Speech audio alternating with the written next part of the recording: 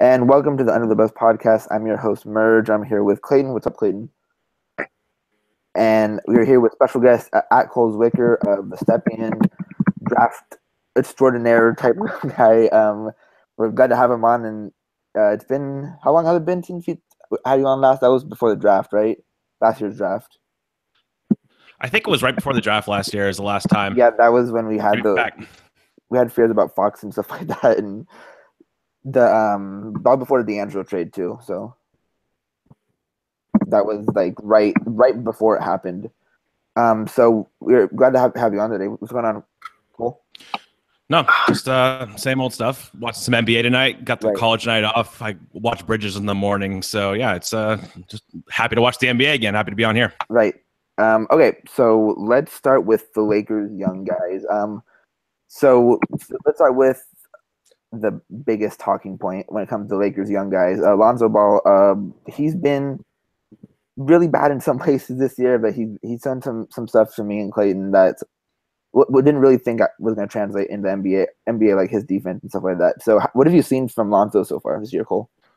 It's pretty much exactly what I expected outside of the spot-up shooting, just not being there. He hasn't made enough open shots. That was kind of surprising. We know mechanically it's not a great shot, but he was super confident in college, and I think that's kind of waned a little bit. He's been left open more at this level, and I don't think the confidence has been there. So it just comes down to regressing to the mean of what you think he can shoot from three.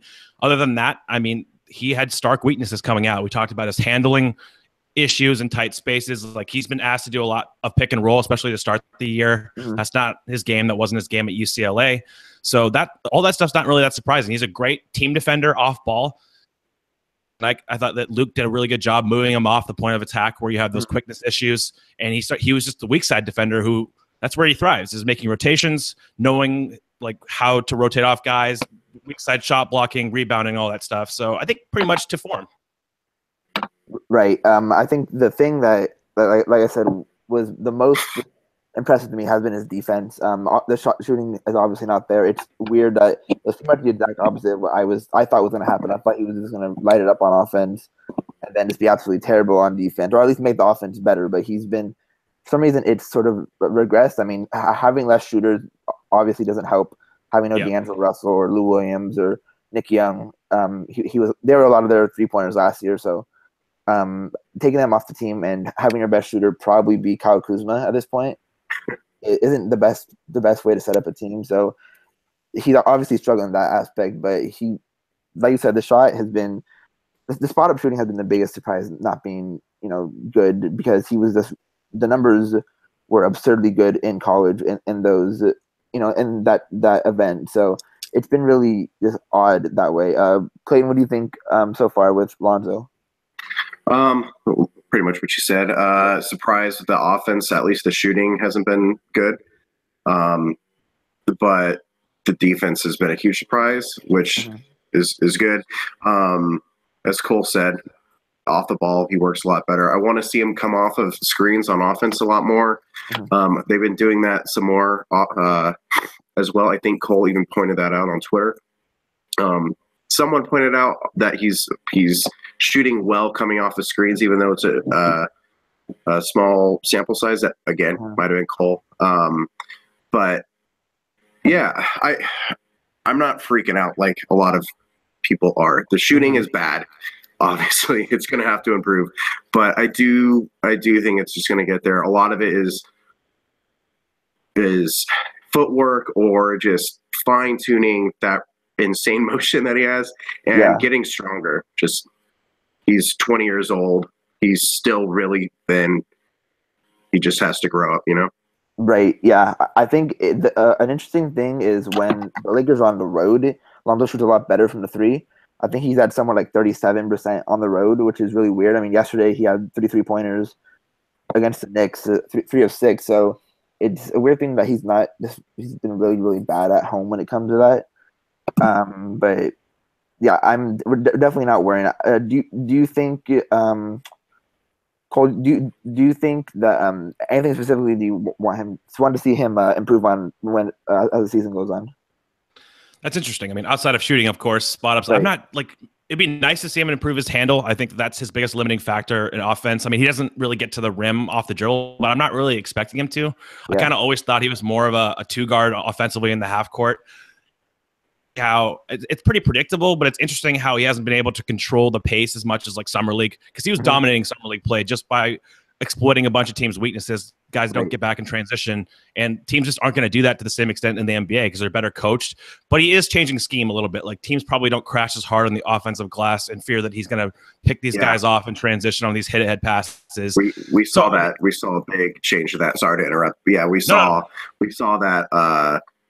Just like a couple weeks into the season, it was one of the games against the Pelicans. They didn't even bother with the offensive glass. They just got back in transition because they didn't want to deal with it. So as you said, teams are just better coached. And yeah, from time to time he still has that super long outlet pass that he makes. But he's not going to be able to dictate, as you said, just because of everyone's just getting back now because they're not going to give up easy buckets like that. I guess specifically, I would say pick and roll scoring would be where I'd look for him to improve. Is his handle going to be good enough? Does he use his body?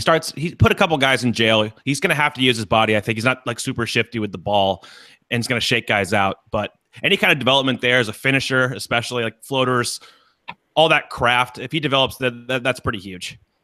Right. Yeah. It's the weirdest. The thing with me when he goes to the rim, he always seems to want to go to that left-handed reverse layup coming from the right side, and like even there's been times where the right hand has been open too, and he completely passes it up for a reverse left-handed.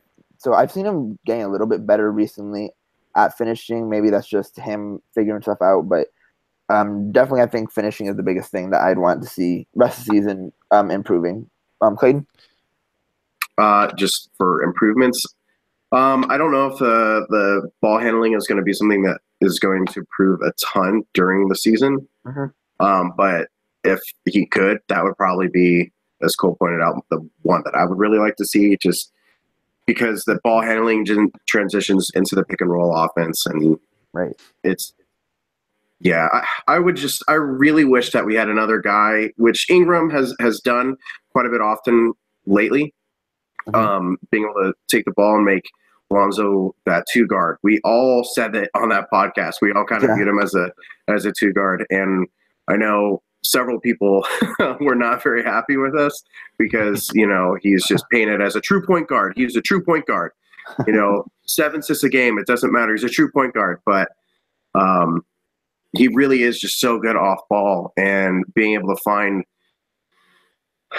opportunities for him to play like that is just really going to be key for him right now, just to at least get the confidence up, because you don't want him put into a position to fail, So right now that'll be on the coaching staff to help him with. But if I had to pick something, it would probably be, the ball handling, so then he could handle the pick and roll a lot better. All right.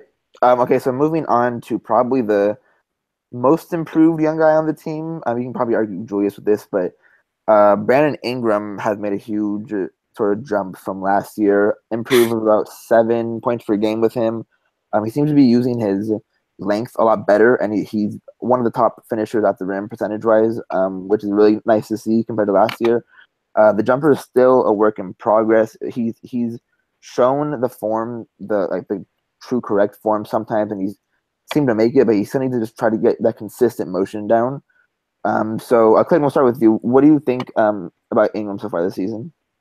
Obviously, he's just much improved. You highlighted really everything. The shooting numbers are up. It's just the defense is up. He's just recognizing how to use his length instead of just being bodied up all the time. And even though he's still like maybe 190 pounds, the fact that he can absorb contact a lot better this year is, one, funny to see just because he's still so real thin. Yeah. But that's something that he's been able to adjust with that, and with how he likes to drive so much now. That's a great development to see for me.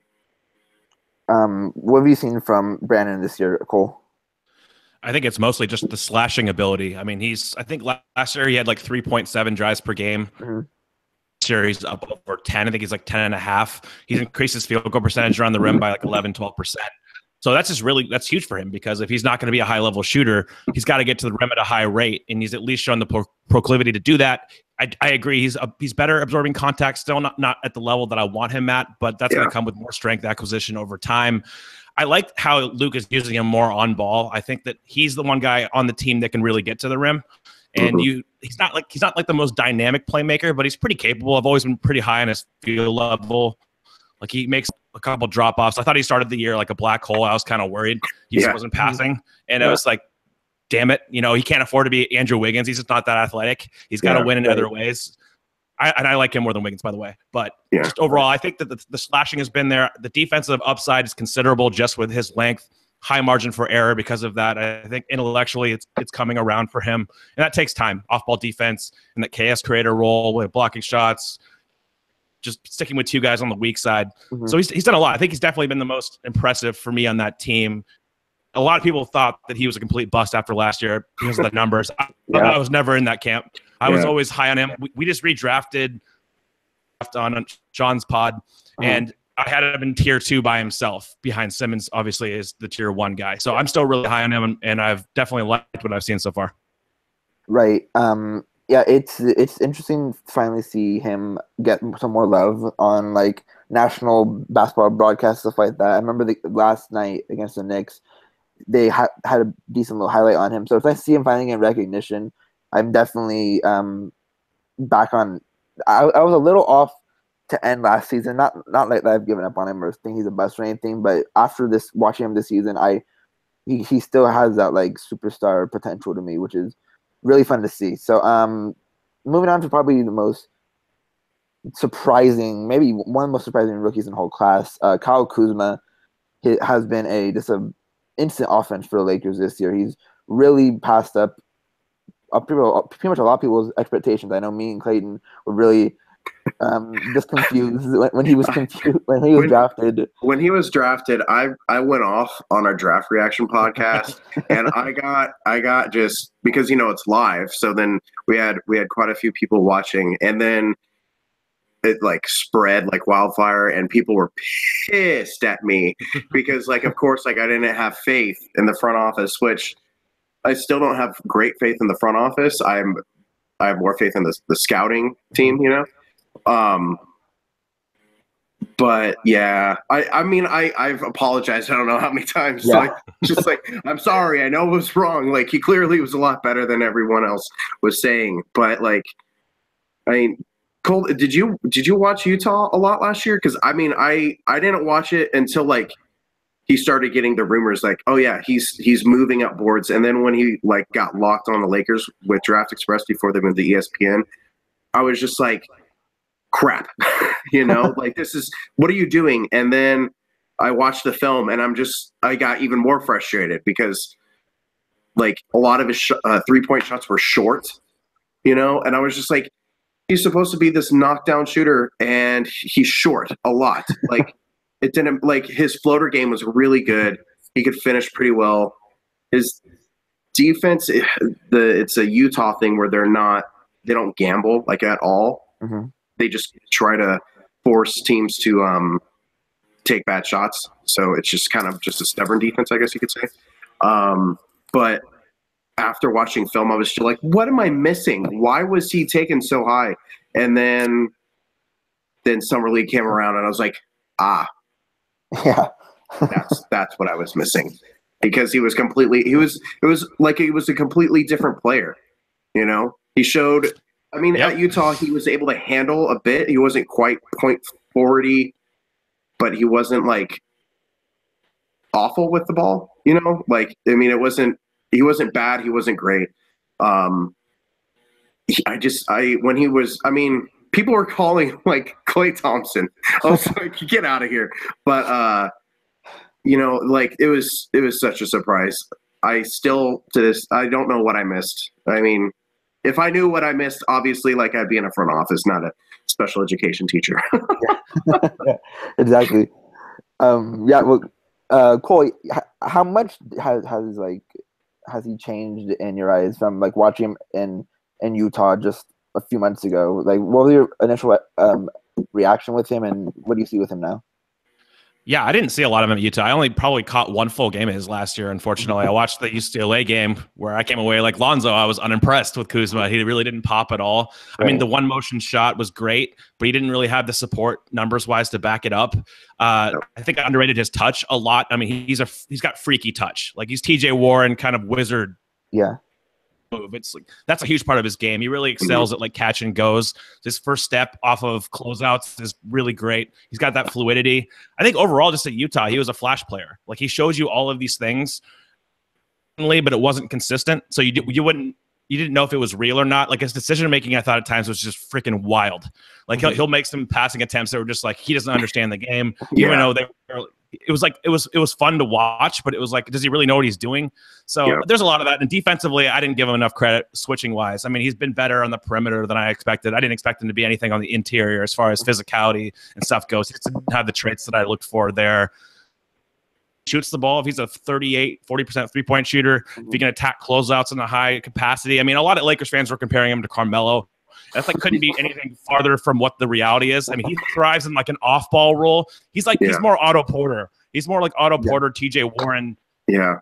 He's mellow. He's not somebody you throw the ball to and he jab steps you and pulls up. That's not his strength at all. He can shoot off motion. I tweeted that out today. I think that the Walton's got to start leveraging that a little bit better on pick and pops, maybe run him off some screens. I think he has high potential as a shooter. It just comes down to the rest of his game. The passing has been the most impressive thing to me. I mean, that's in summer league and in the preseason especially. He was making these like really quick read skip passes on the baseline, and you're like, yeah, this guy's real. And I got a ton of shit for that because I tweeted that. I was like, this guy, it has to mean something. And like people would respond, no, it doesn't. It's like, yeah, it does. In this context, of like he's showing this on tape. He's really impressive. So the passing's been great. He's a really good offensive player. Yeah. If he becomes Otto Porter shooting wise, then that is one of the best number 27 overall picks, because Otto Porter has turned into like a legit flamethrower from really anywhere. I saw someone tweeted out a shot chart a couple of weeks ago, and there was only one area that wasn't green. So like he's just become such a great shooter. If Kuzma can shoot anything like that, then yeah, he's one of the best 27s ever. Like, just, yeah. I'm sorry. It's just still sometimes I'm just like, what was I missing? I don't know. Whatever. Yeah. Yeah. It's been really, really fun to see what he's been doing this year. And it's really, I mean, he's been one of the best rookies in just the NBA. I mean, after Ben Simmons, it's sort of a free for all. He's up in that area with like Tatum and Donovan Mitchell. It's been really fun to watch, and I think he'll definitely be a first-team rookie guy this year. Okay, so moving on to probably the most controversial player sort of on the team in terms of cap and stuff like that, Julius Randle, who might be one of the Lakers' most important players right now. I mean, he's been his defense, his transformation on defense has been one of the most mind-boggling things I've ever seen, just because he was so bad last year defensively. Yeah, he could switch last year, but how he's actually been playing defense this year is just it's insane how much improved he has. It's been unreal with him. He's a guy that is tied to pretty much the two free agents, and there's a lot of trade rumors and a lot of rumors that Lakers aren't gonna offer him or try to give him more money. But I mean, me and Clayton are in the camp of he might be sort of our Draymond Green, and he's the best possible glue guy for this young core. He's a guy that's able to enforce. So, what are your thoughts on Julius Cole, and do you see him as a Laker next year? That's tough. I mean, the Laker next year, that all was conditioned on free agency. If they carry out their plan, probably not. But actually get 2 stars, I think is pretty low, honestly, unless you really believe the LeBron hype, which I can't really fathom that. That's fizzled out now, especially with how awesome they've been lately. Yeah. Yeah. So with Randall, I think, honestly, a lot of this is role. Like, he's playing the backup 5, and he profiles so much better in that role. I think that he can be valuable in certain matchups for sure. His switch defense has always been good. I just like his effort level. He plays so freaking hard on the defensive end now. I just don't know how it really translates into like a winning setting as a starter still. I still think that he's kind of a tweener type. everybody was like, oh, he's improved as a rim protector. He's allowing, last time I checked, like 65% at the rim. It's like one of the worst marks in the league or something. You wouldn't think that with how he plays, but just there are reach limitations. He doesn't have the length. He's super physical and can absorb contact, but he's not like a high-level rim protector. The spacing on offense, I mean, it's tough to make that work, especially with the Lakers surrounding spacing being lackluster as it is. Does he really profile to fit with that core? I like him as a Laker, though. I do like him in the role he's at. I watched the Pistons game a while back, and he just absolutely destroyed Henry Ellenson and John Lure in the backup unit. He was just feasting. He feasts on these guys because he has the physical advantage. And I think if you use him as a 5, he can do his thing in transition, and then he can just face up and just take these guys to the basket. He has value. I think he definitely has value now. It's just the fascinating part for me is, what is that really worth as a free agent? Right. Like, what would you pay him? I think we talked about this last time I was on. We just couldn't figure it out. Yeah. Well, you and I talked about it like a month or two ago on Twitter. I have no idea what he is. Like, is he worth a Jordan Clarkson 4-year, $50 million deal? Will anyone even offer that to him? Like, I don't know. Yeah. Like, I mean, is he worth even his cap hold, which is something like $12 million? Like, which is obviously is close to that 4-year, $50 million deal. Like, it's going to be so weird. It's going to be like, I feel bad for him because he has obviously improved a ton, and they obviously didn't pick up the option or extend him like you wanted to. It's just, you don't. My whole thing has been is, if he's improved so much, you don't want to lose him for nothing, especially with how insanely valuable he's been to the team.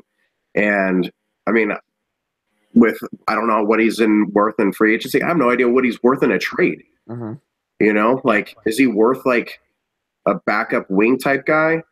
Could you get a Kelly Oubre, a guy who I've always liked? I don't think so. Probably not. But like, then who are you gonna go after? I don't know. I don't want to lose him, but at the same time, like, I don't think he's back next year just because of the free agency stuff. Yeah, I think what he gets around now, I think the max I'll put it as like 15. I think that's about where he's going to get his money. I think the Lakers would offer that if they don't get someone next to a Paul George or something like that. I don't see them spending anything more than that, really. But I personally, I would love to see him back next year, just because I've been a fan of his game since he was drafted, and just a guy that I want to keep on the team. Okay, so moving on to another rookie, and Josh Hart. Cole, I know you were a big fan. Yeah, you're a big fan of Josh coming out of Villanova last year. He's impressed me so far this year in the backup 2 role. He's a guy that me and Clayton both liked on draft night. We were just kind of clouded by the Kuzma news, which is even funnier. But he's been a guy that he's been really active on defense, and I really just love what he brings to the team as a backup. And I want to know, what have you seen from him so far, Cole? I know he's had sort of a limited role this year, but what have you seen so far from him? Yeah, I think he's just like the consummate role player type. He does a lot of the small things that you need on your team, defensively, making rotations. I think he's looked a little bit more athletic than I thought he would at times. Like he was pretty slow in college. Like you saw him slide, and it was like, I'm not sure if I'm buying this in space. And he's been more competitive there just because he tries hard and he has high intelligence. So if you're kind of a borderline kind of athlete on the wing, you have to have those two things. You have to have that effort level and the intelligence, and he has both of those. Obviously, like most Lakers. And we say that basically with everybody, because everybody on that team has to shoot, and we haven't seen him knock down shots consistently off the catch. If he does that, I think he's a valuable 36% on 3 right now.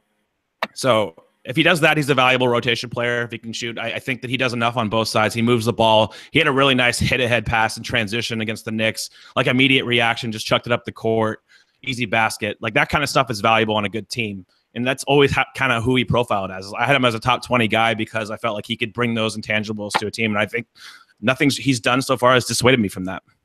Yeah, he's definitely showed that just a definite role player in the NBA, someone who's going to give you 15 to 20 really good minutes on a nightly basis, and be able to contribute and compete on both ends.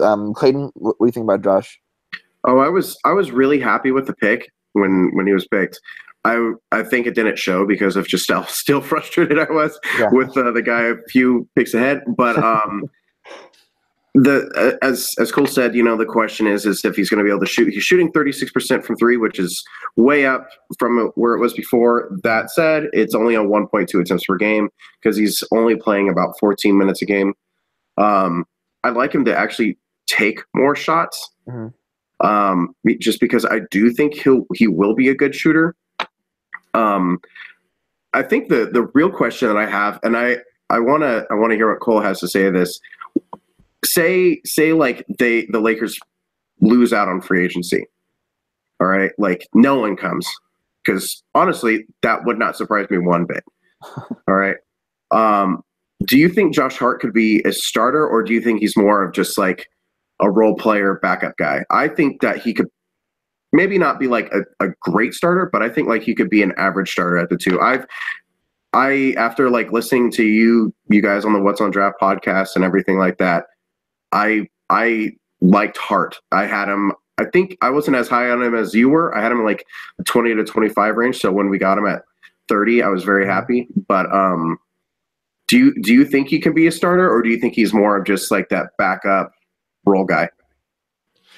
I mean, I think he probably has to shoot over 40% from three to be an average starter. I think that's kind of the key mark. If he's a low 40s three-point shooter, I think he can get away with it because he gives you some secondary playmaking. He'll move the ball, but it's not like he's going to dynamically get to the rim. And he's probably not going to be like a considerable plus on defense. He's probably more about slightly above average. He'll be a good team defender. Individual matchups, you're going to lose some of those with him. He's just not going to be athletic enough to check, ones and switch onto some dynamic wings. So I think I'm more with you. I think that in certain situations, especially if the shooting comes, he can be just a passable starter. I think that's probably his ceiling outcome is a passable starter, but maybe on a good team. Like I think he does bring those intangibles again. Yeah, I do think he could possibly get to that 40% mark in the three, because like I don't see anything wrong with the form, and he hasn't started out like Anthony Brown, where we're like, oh, it's such pretty form, and then it just never fall, But he was a tease, man. He was a tease. There's still times where I look at where he is at. I think he's at last I checked, I think he was at Minnesota. Yeah, I think he's on a two-way deal with Minnesota. Is he? I don't know what the heck the issue was with him, because that shot was always it looked so great, and you're like, oh, that's in, and then just clank off the heel of the rim. Just was terrible. It just always crushed me. It was just like, but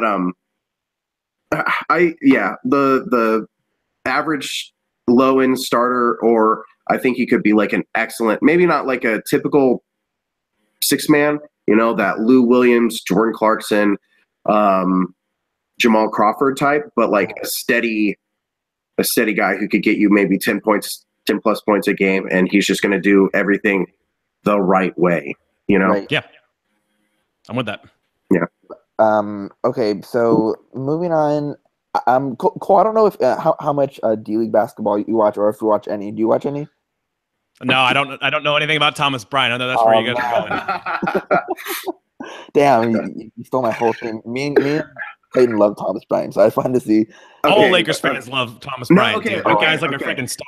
Okay. So let me put this into context a little bit, and I think I've put it on the pod a couple times. So like back in May, and I hate workout videos, to even put this even further into context. I hate workout videos because everyone's going to be able to show what they weren't able to show in college, right? Well, did you see there was a short clip where Thomas Bryant, he's slashing, and he does like a through the legs dunk. Did you see that one? Okay, well, he did, and he looked like more fluid than he had before. And then there was a few where he was just moving around the court, and it looked like the foot or ankle issue that he had at Indiana looked a lot better. And I was like, he's got like a 7'6" wingspan, and he shot really well from three. I'm interested in him.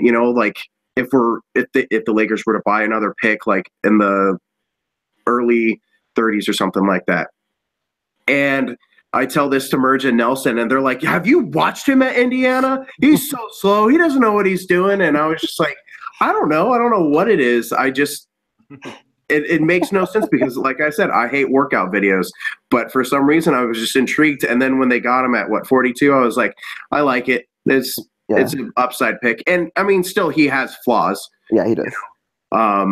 He's still pretty robotic in the post, and I don't know how great of like a real interior defender he's going to be.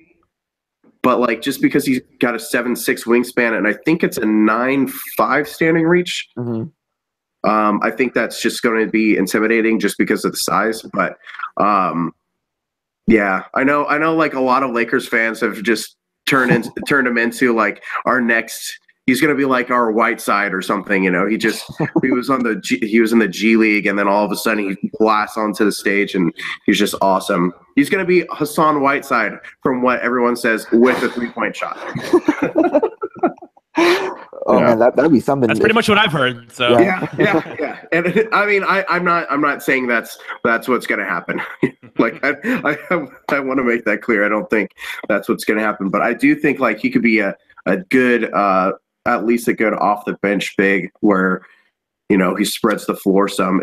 Because I don't know how great the shooting will translate from the G League, because that's always weird seeing guys like shoot like 48% from the G League, and then which has the same distance from the NBA line, and then they go into the NBA and they can't shoot a lick. Shout out to Anthony Brown again. Oh, man. And so I don't know, like there's no way that Thomas Bryant's going to shoot like, what is it, 46% Merge? Yeah, he's shooting 46% on like 6 attempts per game. Yeah, that's ridiculous. There's no way that's going to stand up. But I mean, it's a guy to look at. I don't know, like if he ever pans out, but at least he's not super slow like Zubats, and that's always been. I know a lot of people still love Zubats, but he's not the type of big that I enjoy. Yeah, I remember last year calling him like Diamond Stone 2.0, like before he slimmed down, he got more athletic. So it's just funny how I'm here like standing for him, sort of, and just like I don't know, it's been really fun to watch him watch him and Alex Caruso in the G League. That's my dude right there. Oh, yeah. Alex Caruso. Man, I love Caruso. God is my guy. Caruso, yes. Oh man, yeah. I've ever since Summer League, when they made him a two-way, I was like, why don't they just add him to the roster instead of Trash Ennis? Like Tyler Ennis, man. I hate watching Ennis play. Anytime he gets on the court, I'm just like, where's Caruso? Where is he, man? Like I can't stand him. Oh, no, it was fun in Summer League with Caruso locking down De'Aaron Fox, and it's like he turned into like the John Stockton of the Summer League. Like it was so funny. Yeah, it was funny to see Draymond roast him on Twitter a couple nights ago. That was great. I thought it was weird that he watched the G League game too. So I don't know. I think I want to one more I want to bring up because I think he might be a guy that's gone, but he's noticeably improved. Jordan Clarkson. Cole, have you seen anything different from Jordan, or is this sort of like he's been the same deal? I think he's passed a little bit better this year, maybe at certain times. I still don't think he's a high-level passer or anything, but he's been a more willing passer, I guess is the best way to phrase that. He'll make some interesting skip passes at times. I think mostly he's just what you were kind of alluding to before, the traditional kind of six-man type who can get you buckets. Like if he's going, then he's good. If his shot going off the dribble especially, he can get to the rim some, he has some burst. So I think he's kind of a scoring type off the bench. I don't know if I'd ever want him as a starter. Right. So, yeah, I think just differences, mostly just the passing has been a little bit better, but for the most part, it's pretty meh. Like Jordan Clarkson is Jordan Clarkson. That's pretty much it. Yeah, I mean, he's probably a guy that's going to be gone for the Lakers, try to make space for two guys. So, I mean, I've seen a definite improvement. He's just more on than he was last year, just scoring wise. He seems to be able to just bring the Lakers out of some scoring droughts, which is good to have him for. I think he might have been better than. I mean, I think KCP hasn't really been that good, so he's been He's been as good as KCP has. But I think he's probably gone. But it's just at least it's good to see him. Passing more. His true shooting percentage is at 4% with a career high in usage, and as Cole said, his passing is better. He doesn't have like any advanced type passes. but like those one read passes, he's really good at. Like just hitting the roll man, and it was before a career high, and now it's only 1% behind his career high, and which was his rookie year for the assist percentage. So that is up. But yeah, he's a six man all the way. He's not no way is he a starter. I guess the question is like, are you going to have to use an asset to dump that contract, or are you actually going to be able to get something for him because he's got 2 years left on that deal? So yeah, I don't know. Some days I'm like, yeah, I think you can actually get something pretty good for him, and then all of a sudden I'm just like, nah, I think you're gonna have to actually give something else up to get him out. I don't know. Yeah, I think. Go ahead, sorry. No, I was gonna say I think that he looks better just because KCP is pissing me off. So like in comparison, like he just like sometimes I'm relieved when Clarkson comes on because at least like he'll make a pass sometimes. KCP will just get in these modes where he'll just chuck everything. His decision making. He thinks he's Steph Curry on the transition. It's really weird. It's really irritating. Annoying. It is. I mean, I've yelled at my TV more, I think, at KCP this year than anyone else. Yeah, that's about right. There was that clip that went around of when the Lakers played the Suns, and he had a wide open Jordan Clarkson at the rim, and he passed it up for an open corner three, and he completely botched the three. And that's pretty much been the story of KCP this year. So Jordan Clarkson has definitely looked better just because KCP's been really irritating. So I think, and then actually just to bring him up as sort of a passing, Larry Nance, he starts obviously, and it pisses off a lot of Laker fans. Do you sort of see why people are so mad about that, Cole?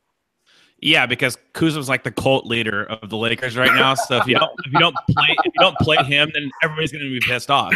But yeah, exactly. I mean, I kind of get what Luke's going for a little bit. I think that Kuzma's better than Larry Nance. I think he's more valuable just 'cause offensively. Nance doesn't really give you much. He's not a high level playmaker. He's not going to space the floor. I think he's pretty sound for the most part defensively, but in like the Knicks game, for example, if he's not locking down Porzingis, and that's pretty much impossible now because Porzingis can just elevate over contests like every time. Like, what's he really bringing you value wise? I'd rather just play Kuzma and get that offensive boost. But I like Nance as kind of like a third, fourth big. I think he does things. He gets killed a lot by Lakers Twitter. I get it. I think I kind of like him. He does the small things sometimes. I don't know. I've noticed as much playmaking from him this year, like extra passes and stuff. So yeah, small things. Yeah, no, I agree with you, Cole. He does those little things. My thing is just that he holds onto the ball, waiting for someone to get open, even though there's no one like even on that side of the court. Like they're just like, here, take the shot, and he's just like, I don't. What am I? I'm playing basketball? Oh, man. So unless, like, he's within 3 feet, he doesn't actually want to shoot. Yeah. That's really my biggest gripe is you worked all, like, the last 2 summers on a 3-point shot, and you won't do it. I think he's taken 3 3-pointers all year long. And, like, is he going to be good at it? Probably not. But, like, at least – attempt it sometimes, just like you have to provide some type of gravity if you're not going to shoot like other than 3 feet away. Like it's just annoying. And then how you said like he didn't really lock down KP last night, which obviously no one's really gonna do anymore. But He had, I think, 6 possessions against KP, and KP scored 15 points on him. Oh my god! So that's according to Pete at Laker Film Room.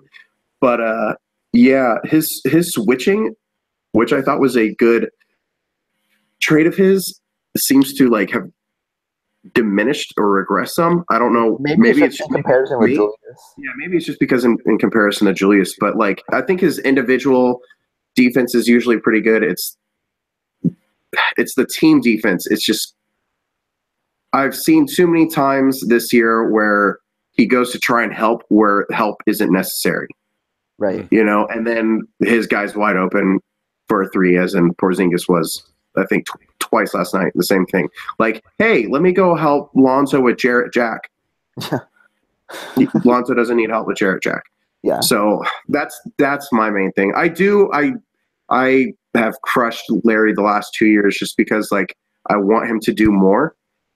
Yeah. But no, I still say he does have value. It's just obviously he's not the guy everyone loves right now. He's not the cult leader, as he said.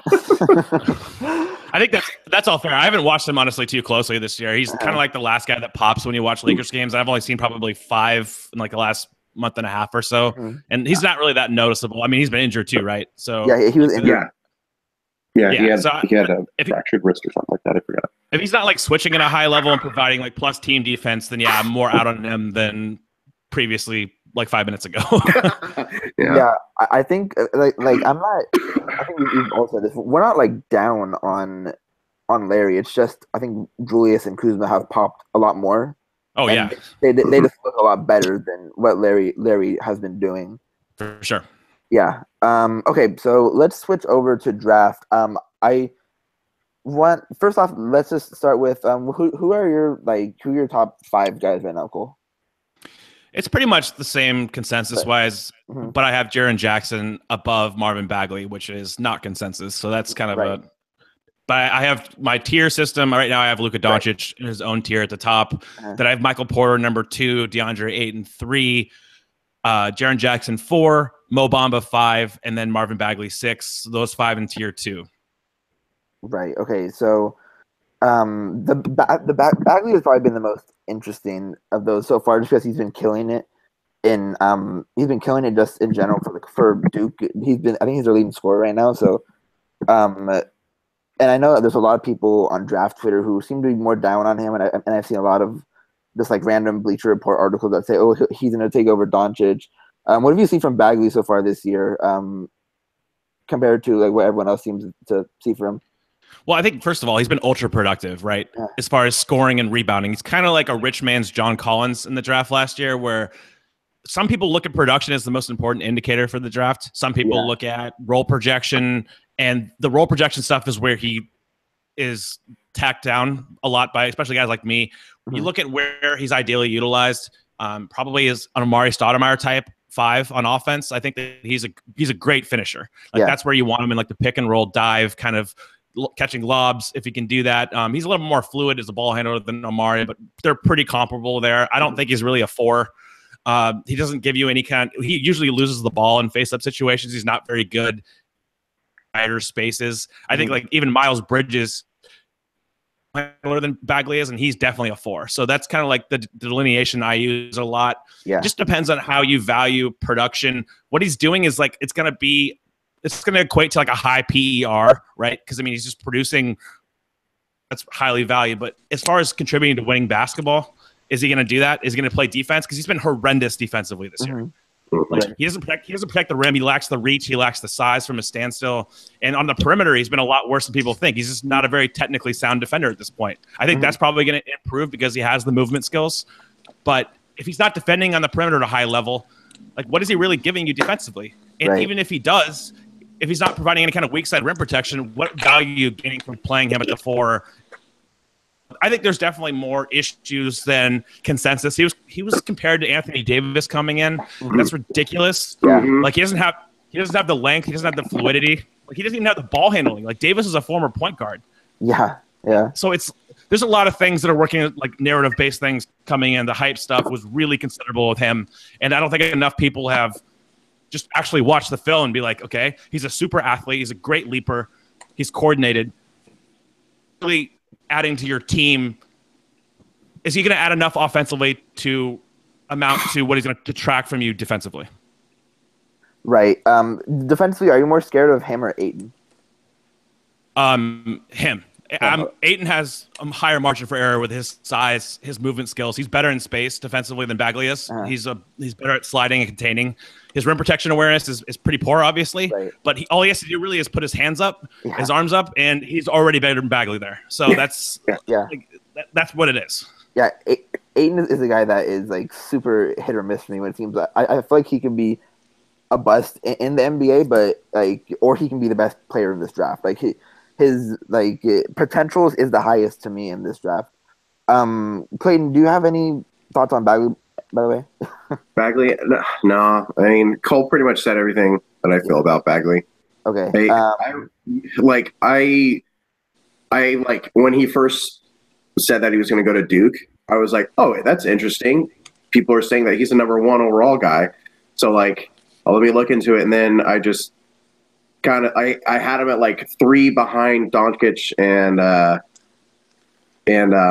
Porter, and then slid him back ever since. I've as he said, defense is really important to me from big men. You know, like at least some weak side rim protection. And if you're not going to provide that or any perimeter defense, then exactly what are you doing? Right. How are you helping me on that? So, yeah, I think the real question, since Nelson just hopped on, is Nelson wants to ask you a question, Cole. Yeah, Cole. I was just curious. Do you think Mo Bamba is an alien? Because I've had this theory for a long time. Ever since I've seen him in high school, I'm like, there is no way a kid in high school is supposed to be that long, and still in college, he looks like an alien. So I was just wondering your thoughts on that. I mean, I saw the Space Jam extension play where that was just freaky. I mean, I know you see the still shots of that. It was bizarre. So Yeah. he definitely has that kind of like outlier length that's absurd. He's really, really mobile too. So those are the two things. Like we haven't seen really a prospect that has that kind of length. Like Gobert wasn't nearly as mobile as Bamba is. That kind of strength addition because he's going to need to his frame. We'll see how good his work ethic is. But yeah, as far as just purely physical tools, he's not the best leaper. So that's the one negative with him is like he's not that explosive. Yeah. But as far as like coordination, height, length, we haven't really seen anything like this. Yeah. Right. Yeah. He's a guy that I've really liked ever since I watched the McDonald's All-American game, and he's really stood out to me. I know there's or what do you think about his shot, by the way, Cole? I don't think it's a clean projection. I mean, he brings it over his head. You see him knocking down maybe some corner threes and warm-ups. He does that fairly consistently. I think when I saw him at Hoop Summit, he was probably like 8 of 25 or something on those in pregame warm-ups. So it's not a done deal. He's not going to shoot off any kind of motion. He's not Porzingis where he's going to catch and like shoot off the dribble or anything like that. Maybe in time he develops a corner three. I think that's what you're looking at, which is a player. If he can shoot threes and protect the rim at his level, I mean, that's insanely valuable. Yeah, those are super super rare to come by. I mean, the only ones I can think of right now in the NBA are probably Porzingis and Embiid, really, who are that consistently good on defense and their shot. So I want to move on to the guards. Cole, who's your top guard for this class? Or point guard, I should say. Right now, Colin Sexton, I have him and Trae Young as the two top guys. We were kind of on Trae Young early because you watch that guy and you're like, holy shit. He has those kind of skills and like the creativity and all. And he just has the ultimate green light. He can pull up from 35 feet and his coach doesn't care. Yeah. So it's pretty great to watch. But I think Sexton, he had a really good game against Arizona. He kind of won me over in that game. First of all, like his personality is like the best I've ever seen from a prospect. Like he will straight up murder you. He's so competitive. Yeah, he's so fun to like be around. I was around him a little bit at Hoop Summit, week of practices, and he's just fun to be around. He's a winning kind of type competitor. I'm not sure about specifics of his game yet as far as like pull-up shooting. He's a little rigid as far as form. His passing is good, not great, but he's super physical. He's tough. And I saw that second gear against Arizona where he was splitting pick and roll. He was showing the burst that I wanted to see from him. So I think right now I have him just slightly above Trae Young, even though I think Trae Young is actually better in every category offensively. Yeah. Like he's better, he's more shifty the ball. He's definitely a better shooter, deep pull-up range off screens, and then with either hand on driving kicks is pretty phenomenal.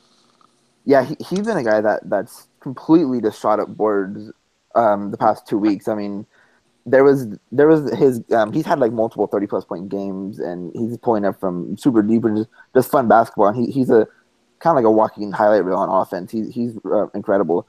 Clayton and Nelson, do you guys both have Sexton up there too? Yeah, I mean, honestly, you can't have another guard up there right now. I think just Colin Sexton, the way he's just been insane and just pretty much making. I mean, Alabama's roster is a lot more fun than we give it credit for. But it's definitely not like a completely like an LSU situation. But I mean, he doesn't have like that much to work with, and I mean, that absurd game against Minnesota where it was like 3-on-5, and then Colin Sexton was like, "We're not going to lose, so I'm just going to keep chucking these threes and like making them." It was just absurd. I think he just has a really low floor just because of how well he can just run a pick and roll and split it. I think splitting pick and roll is like the most beautiful play ever. You mean a high floor? You mean? Huh? You said you think he has a really low floor, even though you're giving him. No, yeah, a high floor, just because I think that he can initiate offense at a high level, or will initiate offense at a high level, and that already gives him a pretty high floor. Defensively, I still have a couple questions, just because of the frame and stuff. But I really think that volume drivers and people who attack the rim at a high rate and can finish the way he does and can shoot it too. I think that's pretty valuable. Clayton, same question. I have Trae Young right there with him. Honestly, you got Nelson and Merge both know I'm not the biggest Colin Sexton fan. I don't know what it is.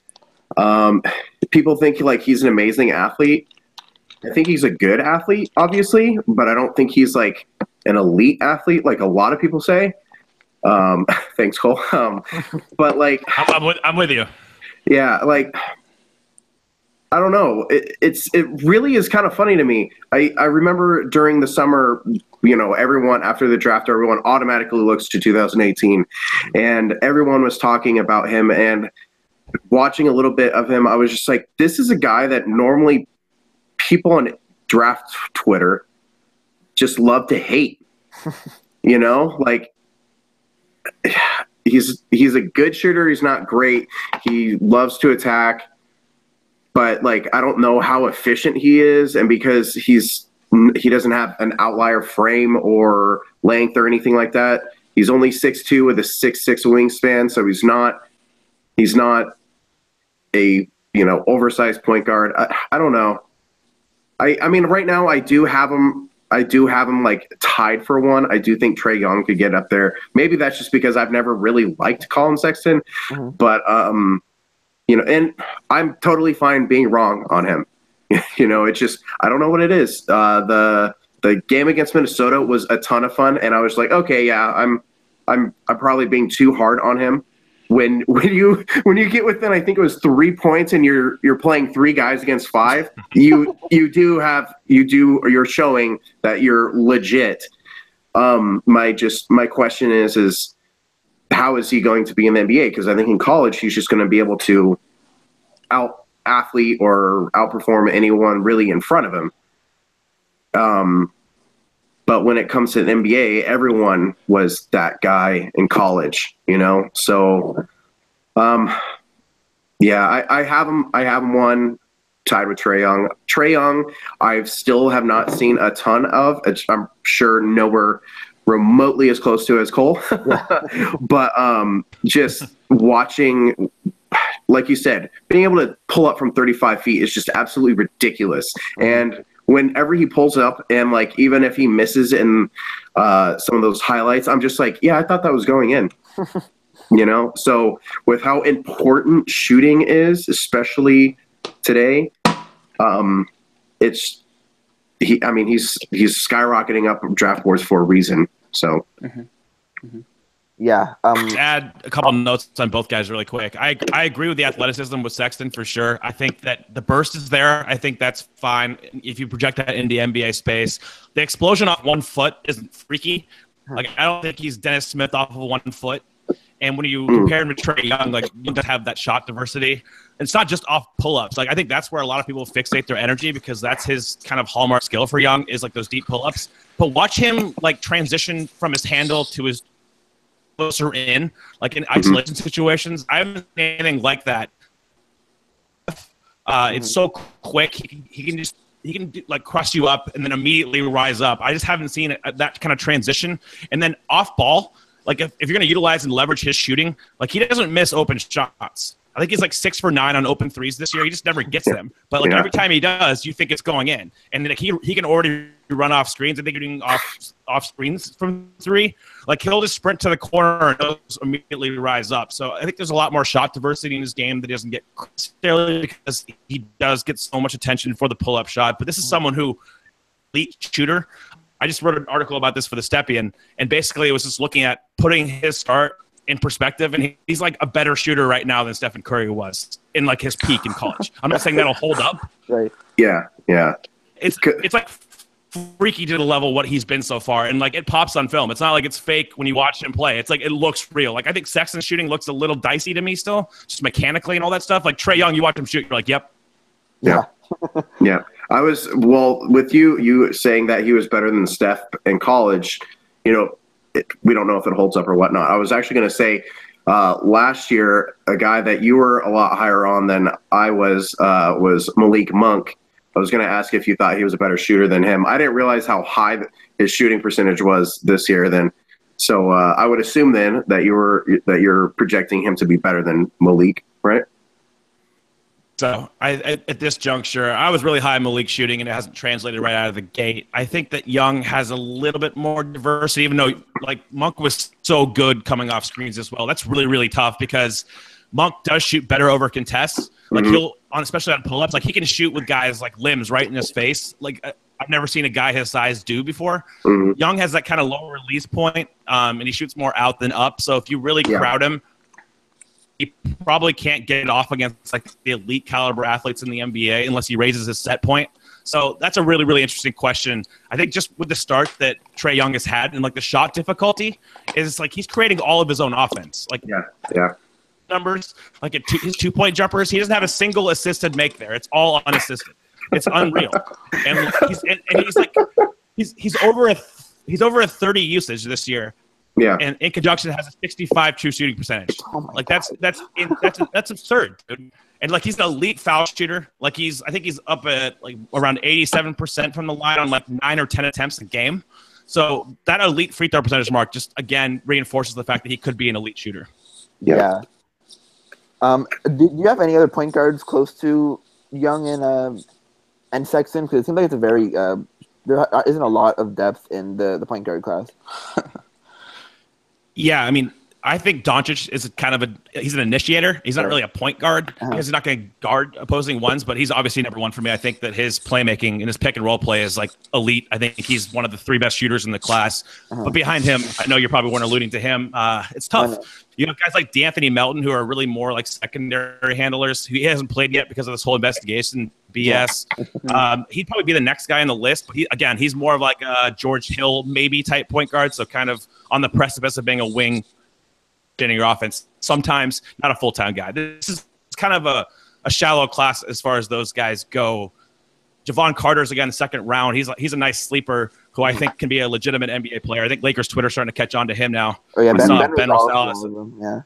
Yeah. So I think he's a guy, but he's more of like a end of the first round, second round guy. He's not really in the same creation kind of category as Trae or Colin. And I'm assuming you're not a big fan of Trayvon Duval, right? Tough with him, man. It's that non-shooter type of archetype who isn't a crazy athlete. He's not that athletic. He got Dennis Smith comparisons again coming, and he's not nearly as explosive. Like he's longer, so it looks like he's more explosive than he is, but he's really not that great. He has pretty decent body control around the rim, has some touch. I actually worry about his touch. I don't know. It's tough with him because he's not showing any shot diversity. He's not good off the catch. He has that motion where he starts to the side of his body, not good alignment. So and his decision making has really dropped off later in the year. Like he started out, he was like 18 assists to 1 turnover or something. I think he got even higher than that, but he's just kind of dropped off a cliff. And that was a big bugaboo of his, is how good he has vision, but he's just kind of an insane passer. Like he'll just make really bad reads. Right. So that's kind of manifested. He has to be like a super smart guy, like a Rubio type for me to really buy in, especially in the lottery. Like late round 1, he's fine, but I don't see a lot of value there. Right. Okay, so moving on to the wings, which I think is a pretty decently deep class this year. Do you count Porter as a wing or more of a shot creating 4? Yeah, I think he's probably the latter. I think I have him generally grouped in the wing kind of combo forward types, but he's definitely more of a shot creating 4. Okay. So after Porter, who do you have in that sort of people? Mikal Bridges, Lonnie Walker, Hamidou Diallo range. Bridges. Yeah. Yeah. he's really taken the next step this year as far as confidence, which we really wanted to see. He's even shooting off screens a little bit off motion. And it's not like this guy is, Danny Green. Come for him. Yeah. On the floor. Like if you saw him play against Gonzaga, if you haven't seen that game, go watch that game. Mm-hmm. The prospect I've seen all year. He was in pick and roll. He was attacking the basket. He had this emphatic dunk. And just defensively, his awareness, his IQ, his length, all that stuff. I think he's going to be a potentially special kind of 3-and-D plus player. He can put the ball on the floor a little bit. His finishing has always been tremendous. He's got great touch with either hand. So he can be kind of supporting cast players. If you're the Sixers, I would have him on my top 4 on my board, probably. 100% agree with that. Yeah. Do you think he's the best perimeter defender in this draft? I think so. Yeah, I have a little bit of reservation about his strength. I don't think he's like much as like that guy's a freak. Like he's strong. He's got that strong base, and he's long. I don't think Mikal has that much diversity in like his defensive switching, but I do think he's probably the best defensive wing in this class for sure. Clayton, I know you're a big fan of him. So. I found seriously like last year when you guys were talking about him, if he was going to declare. Like, all you got to do is just tell me that a guy is like 6'6", 6'7", with like a 7+ foot wingspan, and I'm intrigued. But then when you guys were like saying that he could potentially be the best wing defender of that class, even with Anunoby, which I don't know if you guys, I don't remember if you guys like decided if that was true or not, but like. I just decided to start watching him. He was a good shooter.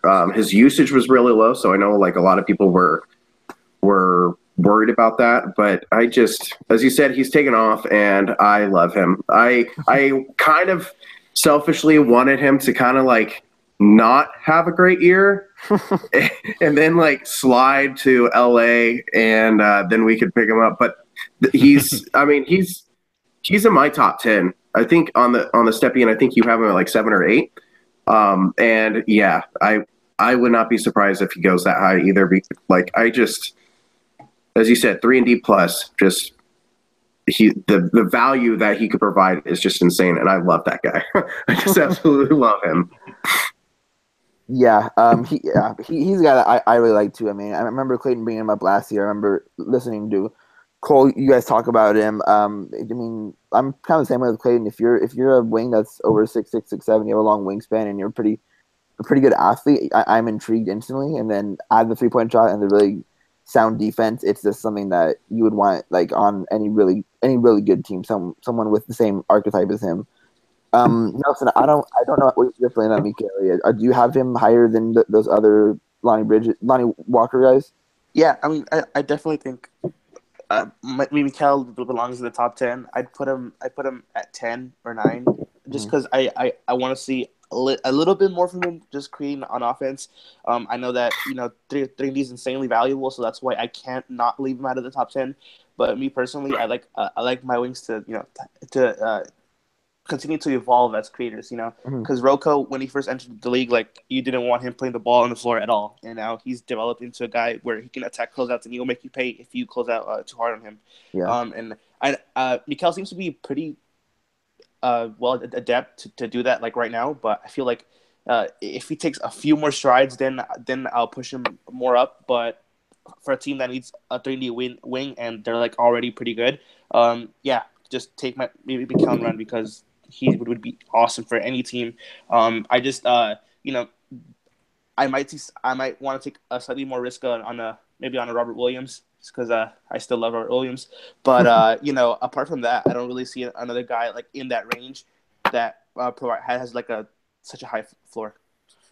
Yeah. Okay. So after Bridges, there's a kind of a slew of guys that I think all three of us really like. Of like Lonnie Walker and Bruce Brown, Troy Brown, Hamidou Diallo. Who are you the highest on, Cole, of those four? I think probably Lonnie Walker eventually. We just haven't seen enough of him yet because he has this bench role. Bruce Brown missed the game the other night, and he ended up having like 26 points. His shot looks really, really compact and fluid. I think that his shooting projection, I'm a big fan of that. I'm not sure what kind of an athlete he is yet as far as like attacking. I know he's got some bounce off one as a finisher. He's always shown finishing craft. Defense, he seems fine. His frame's good. It's just for him, it's just a small sample size. I can't get all in on him yet because it just hasn't been there. So I still have guys like Kevin Knox ahead of him slightly, but they're all in the same tier for the most part. Hami is farther back. I think he's more shot a dice roll late in the draft, late in round one, mid-round. He has the athletic traits, but man, it's brutal. The IQ stuff. It looks more fluid than it did 2 years ago. I think he is developing as the season goes on. Like the first game he played this year defensively was just a literal train wreck. He just has no idea where to be. And then offensively, like he'll just take pull-ups off pin down curls because he doesn't want to turn the ball over. He'll just throw it up because he knows that's probably the best case scenario. So there's a lot of improvement area for him. Quickly, somebody I was really, really high on coming in. I had him like 10 coming in the year. I was just every time I've seen him, I've been super impressed at lower levels. He's a point guard in high school who's 6'7" with like a 6'10" wingspan, I think.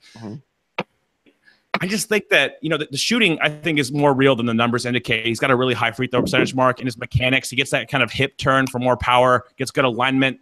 The three-point shot has not been there yet. I think that'll come around. I'm more concerned just with the general movement skills. Watching him move on the court, he's just not that fluid. Even as a runner, he's always like hunched over early. He's been sped up so far this year, which is understandable for a freshman. So you want to see more playmaking and stuff. He's capable of like literally putting the ball on the floor in pick and roll, making every read you have. That's kind of who he was in high school. So he just has to show more. Clayton?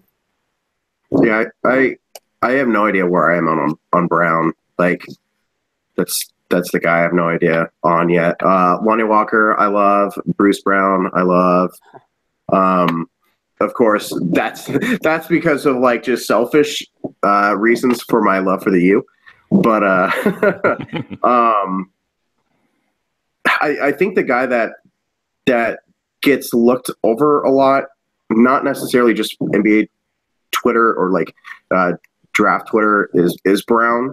Just like by, I guess, general fans, maybe because it's the U. They're known for football. They're not really known for basketball, and he's just become like their star, and I love him.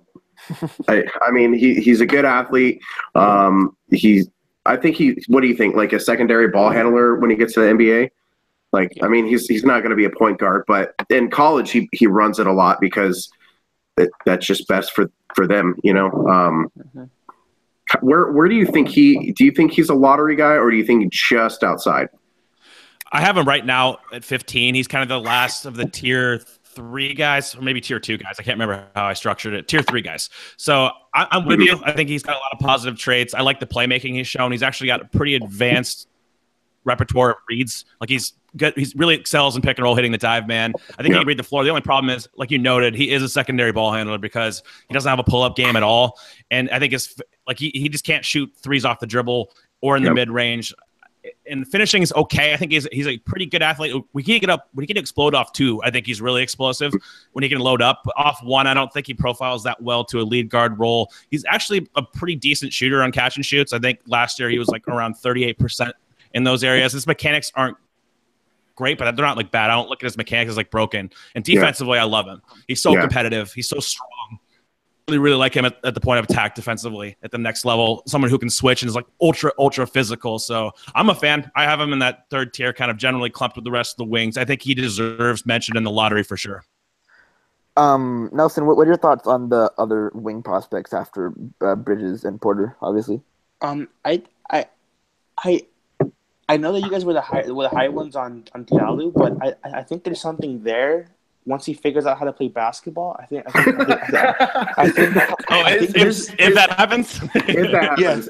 And we gave Nelson so much crap last year for that. Even when we had you on last time, we had to bring him up because of how much we annoy him about him. And like, admittedly, we always said like he's super raw, but just the athleticism is freaky, especially like. I'm sorry to take over, Nelson. I just wanted to can you imagine like those like half court or like 3/4 court Lonzo alley-oops from to Diallo? Like that's just it. And Diallo could handle it. There was a I think it was the game against Was it the game against Kansas? I've talked about it on the podcast before. I think it was Kansas. Yeah, he went up for an alley-oop, and he couldn't quite get it for an actual dunk. So, like, he kind of just caught it with one hand and laid it in, and he just controlled it just so well. And some people might just be like, oh, well, he's up in the air that high, and, you know, he should be able to handle it. No, like, that was a difficult, you know, ball to handle. And he just – that's my hit thing. Like, he's super raw. He could be something. He could be a flame out. I have no idea what he's going to be, but I would love to take the risk on that any day of the week. Yeah, but apart from Diallo, I think I loved Bruce Brown last year. You know, I gave Clayton a hard time because he was on the youth, but I really like his. I don't know if he's a starter in the NBA. I think he's like a high level bench player. But what he provides, honestly, as a ball handler on defense, with his athleticism, with the shooting, I think that all of that it equates to him having like a low shot of failing in the NBA. Just like there's like he'll be on the roster for sure. It's all about whether he can really figure out how to like really take advantage of NBA defenses, and I think that if he does that, then I think there should be no reason why he's not in the lottery, at least for me, just because I think I look at him and I look at a guy like Mikal Bridges, and I look at them in the same light, just that Mikal's a better shooter and he has like a set role that's honestly more valuable than because his defense is at such a high level that it's not like, and Bruce Brown just isn't there yet. You know, like he's a good, okay-ish defender, but he's not Mikal level defender. And if he was, then I'd probably, you know, have him a little higher. But I think Mikal just provides that niche so well that I think that he'll probably be the top wing after my lovely Porter. Man, I had the injuries. Nelson, do you still have Porter at 1, or have you succumbed and put Luka at 1? I try to talk myself into it, but Luka's been so amazing. I just can't. It's just been too hard. I think without the injury, I think Porter would be in my tier 1. But with the injury, there's just too many questions to time in that tier 1 for me. From what I saw, I think he's supposed to be back in a couple weeks. Maybe that was just a bad tweet that I saw, but I think I saw something that said that he's going to be back in about a month, which would be, you know, good for us as watchers because he's a really good basketball player. It's going to be fun to see him and play. I mean, he had some questions, you know, as far as on defense and like what exactly he can, you know, a couple kinks that he had on offense that Cole brought up on the podcast, and I think that, you know, I just think it's if he can play this year, like hopefully some minutes or in workouts, and he can really iron out those kinks. I think that he might get propelled into tier 1 because I know that NBA scouts are like really high on him still, which isn't really a surprise because he's been really hyped up since his days in high school. So yeah, I'm still teetering a bit on Porter in my tier 1, but Luka's definitely just lock him up number 1, barring DeAndre and just continuing to be a monster. Yeah, that's Luka pretty much. I mean, I've had him there too. I know Clayton and I know Cole has. So I'm really just excited to see Luka Doncic as an NBA player, which is going to be great. Okay, so Cole, I know you brought up Javon Carter. Do you have any other guys that you're higher on that the general consensus seems to not be as high on, and maybe first, early second guys? I don't know if like the sleeper. I haven't really gotten to enough sleepers so I can really vault too many guys that highly.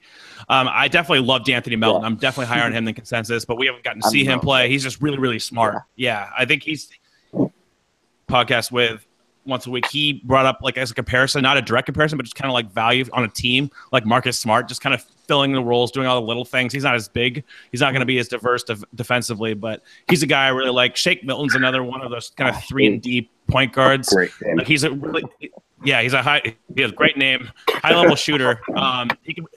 He has shot diversity. He has the length. I think that he's pretty underrated. So those guys are in my like tier 4. Mm-hmm. Porter is another guy. Of course, Michael Porter's brother. He's been really impressive. Athlete vertically, he doesn't have a lot of bounce, and he doesn't have great length. But as far as offensively, I trust his shot probably more than any other big in the class mechanically. Mm-hmm. So I think that's going to translate. He can pick and pop. He's actually really, really smart. in the class because obviously he reclassified. So I think he just turned 18, and he is legit smart on offense and defense. He knows where to be. He's a good passer. He can put the ball on the floor a little bit, has some perimeter skills. So I think probably those guys. Killian Tilly is another guy in Gonzaga who I didn't think I would like, and he is really impressed me. He's another one of those just really smart defensive players. He's always in the right place. He can put the ball on the floor. I like bigs with perimeter skills if they play defense, especially in space. Like I think those guys are valuable. Jonte's probably going to struggle in space some. He doesn't have the best feet. So yeah, I think those are just kind of some sleeper guys. A lot of guys probably don't have in the first round that I have, probably top 21.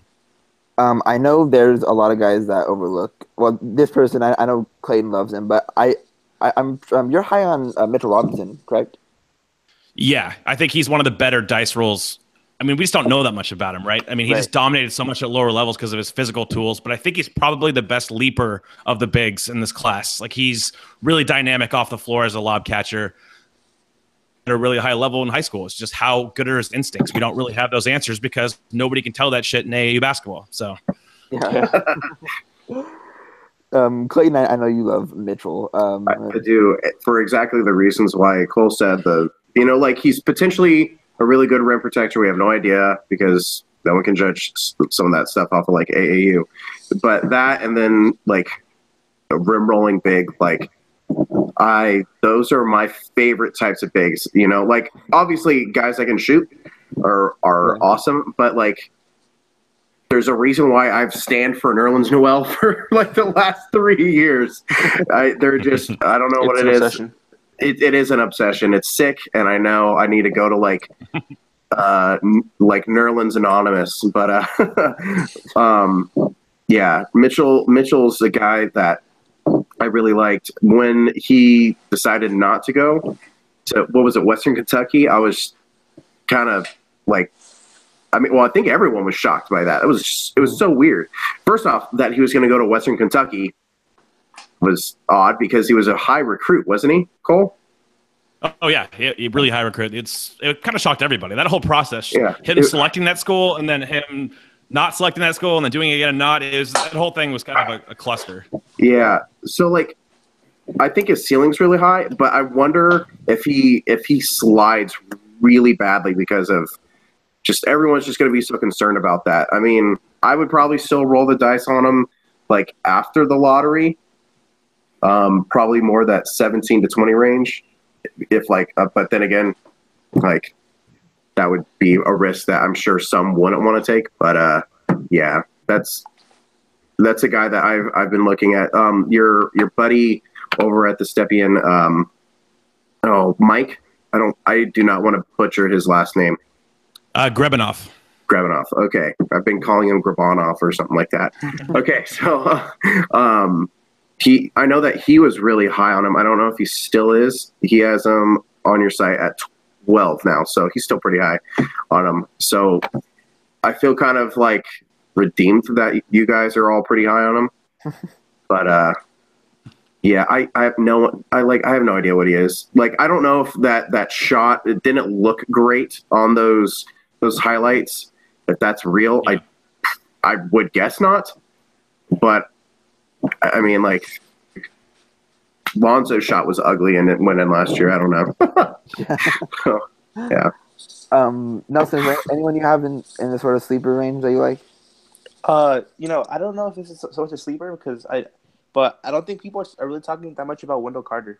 I think he has some of my intrigue. I think that he has a pretty good wingspan. He can throw his weight around. I've always been enamored with that kind of player. The defensive concerns are there, but they're not huge like they were with Okafor. So that's promising.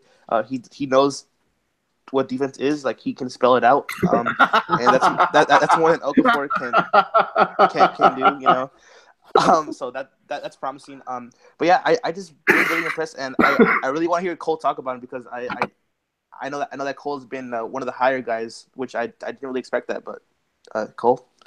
Yeah, I mean, I just think he's gotten underrated based on the situation. Like, he's in a terrible situation. All they use him for is posting up. Like, this guy can do so much more offensively that we haven't seen. He can put the ball on the floor. He's probably the smartest big in the class as far as being able to make reads. He can shoot. I'm a really big fan of his mechanics. Honestly, I think that there's potential there. And defensively, I don't think it's as bad as what the narrative is. Like, he can't move at all in space. He's actually pretty decent in space. I don't think he's great. He's a little clunky, but like he slides okay. He sucks on closeouts. Like, he can't change directions north-south, and that's something you see with a lot of bigs. Like, he's not Jaren Jackson. So I don't project him as a high-level defender just because I think the more damning thing is the rim protection, just because he just doesn't have the reach or the pop to really be impactful there. He can absorb contact, but it's not going to be like a dynamic rim protector. I think that he might be kind of like a Derek Favors, Al Horford-esque kind of player, not as fluid as Horford offensively, but some of those skills. Favors his explosiveness, but kind of that general kind of player. There's more upside there than I think he's getting credit for, again, just based on situation. They try to feature Bagley more, and nobody's going to use Wendell Carter in the post like 15, 20 times a game. Like, that's just not going to happen. He's going to be a space player where he's got a lot more face-up skill than he's been able to show. Yeah, I remember he was a guy that a lot of people talked about going into the season, and he seems to just sort of like just not be in the conversation anymore. But that obviously has a lot to do with Bagley. So yeah, Clayton, do you have any thoughts on Carter? No, you guys said it. I like, just because of like just the narrative, it always just is kind of interesting. Like, he is like more of a traditional big, but at the same time, as Cole said, when I've seen him, he's better than what the narrative is. The length is obviously nice. What is it, like a 7'5" wingspan? I think you guys have. Is it 7'3"? All right. Yeah, he came into the Hoop Summit and everybody said it was 7'5", and we all looked at him. We're like, that's not 7'5". It was definitely 7'3". Yeah. Well, then still that's not a bad wingspan. Obviously, how you say though, like a lot of what you said, and this is, I do not want anyone to take this the wrong way. All right. So don't yell at me, Cole or Nelson or anyone. What you said, you don't want him posting up all the time. He's a good passer. He can put the ball on the floor a little bit more. And he's, even though like the defense is it's not great, it's not bad. What the entire time you were saying, it was a Jokic type thing to me. And again, I'm not saying he's Jokic. Okay, I'm not saying that. But like, Jokic he's not a cat or a KP type guy. He's more of a on the floor guy. He's a wizard with the ball in his hands. He can just pass it really well for a 5. So he makes reads really well. You know what I'm saying? Do you understand what I'm trying to make that? I'm not saying he's going to be that. Just when you said that, I was just like, that's a lot of things I hear from people when they discuss him. So again, not saying that's what Wendell's going to be. But if you could get like a homeless man's version of that for Wendell Carter, I think you're very happy. Yeah, I think his offensive IQ is just so good that his ability to also post up and space for some, I think that's just really valuable. And I think that his defensive, his few limitations that he has, on closeouts and stuff like that, I think that his IQ is able to mitigate that, and I think that should let him stay in the top 10 and be a pretty good basketball player. Yeah. Okay. So is there any of you guys want to talk about Clayton or Nelson? Any guys you want to bring up? I did have a guy a second ago, but I don't remember. I wanted to hear more of Jonte Porter, because Cole's the guy who's kind of been banging that drum compared to everyone else. I think everyone is just like, oh, that's the other Porter. They kind of just gave him a scholarship because of his brother, kind of like a LiAngelo situation. But as Cole has said repeatedly, he's a legit prospect in his own right. I haven't gotten to see Missouri, so hearing that was that, like, you have what'd you say, like the most faith in his shot or something like that.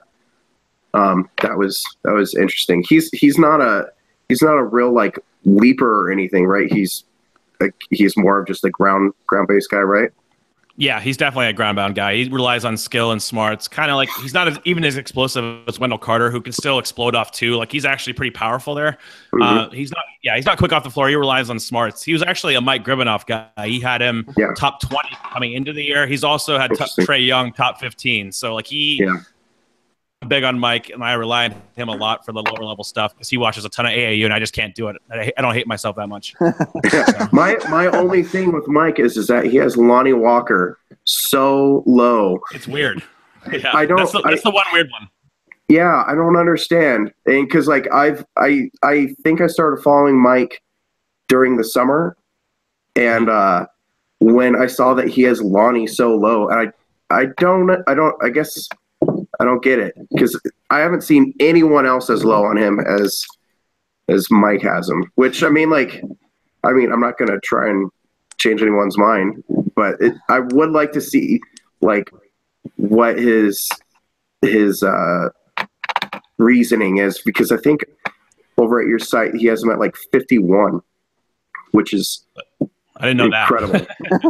yeah, I mean, he's seen him too. Like, this is not someone who just doesn't have him high because they haven't watched him play. Like, he's definitely seen Lonnie Walker play. So there's got to be some kind of reasoning. I know he's lower on Ayton. He had Ayton like 8 or 9, but that's pretty obvious. I mean, his reasoning is lack of rim protection from a big. So that's more understandable. I don't know what his reasoning is for Lonnie. He's got him at 10 now, man. Yeah, I have, I think, the most concern for Ayton out of any of the bigs.